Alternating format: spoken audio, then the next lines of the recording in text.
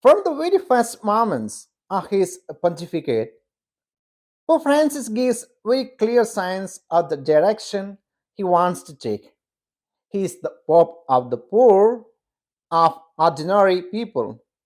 He wants to feel that he is a man like so many others, knocking on doors, entering families, personally calling those who write to him, bringing words of peace and consolation where man suffers, struggles, and hopes.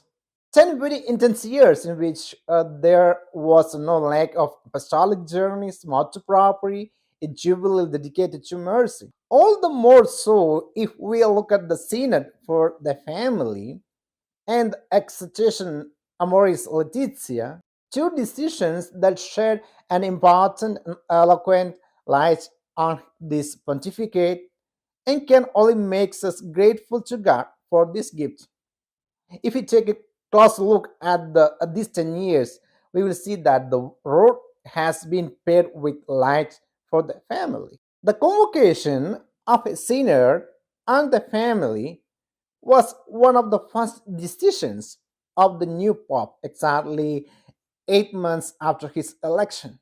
With healthy realism and pragmatism, Pope Francis asked a very interesting question at the end of the synod's work. As I followed the work of the synod, I asked myself, what will it mean for the church to conclude this synod dedicated to the family?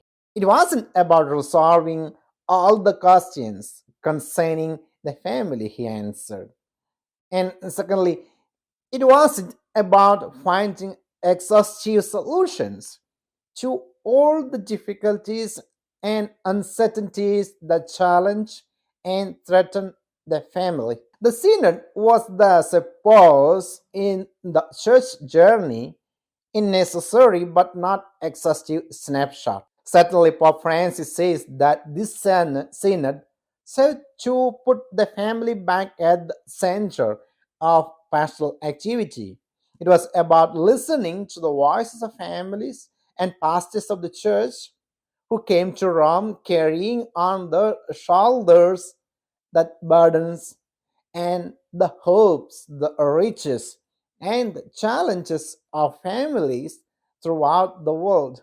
It was about demonstrating the vitality of the Catholic Church, which is not afraid to awaken dull consciences and or to stain its hands with lively and open discussions about the family. It was also to expose the closed hearts that often hide behind the church teachings or good intentions in order to sit in the chair of Moses and judge, sometimes with superiority and superficiality, difficult cases and wounded families. It was to show that the church is a church of the poor in spirit and of sinners seeking forgiveness. Not only are the just and holy, but of those who are just and holy precisely when they feel themselves to be poor sinners. During the apostolic journey to Cuba on September 22, 2015, he said, certainly there is no such a thing as a perfect family. There are no perfect spouses, perfect parents, or perfect children.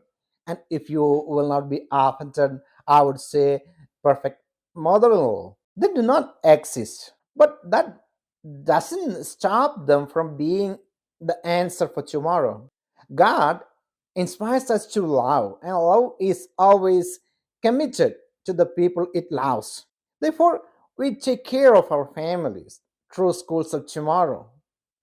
We take care of our families through spaces of freedom. We take care of our families through centers of humanity.